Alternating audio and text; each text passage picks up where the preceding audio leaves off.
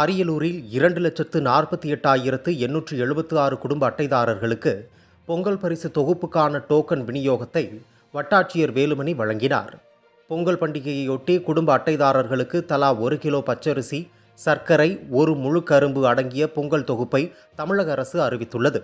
தமிழக அரசின் அறிவிப்பை அடுத்து அரியலூர் மாவட்டத்தில் உள்ள 259 ரேஷன் கடை ஊழியர்கள் வீடு வீடாக சென்று விநியோகம் செய்து வருகின்றனர். இந்நிலையில் பொங்கல் பரிசு தொகுப்பு விநியோகத்துக்கான டோக்கன்களை ரேஷன் கடை ஊழியர்கள் பயனாளிகள் வீடுகள் தோறும் விநியோகிக்க தொடங்கியுள்ளனர்.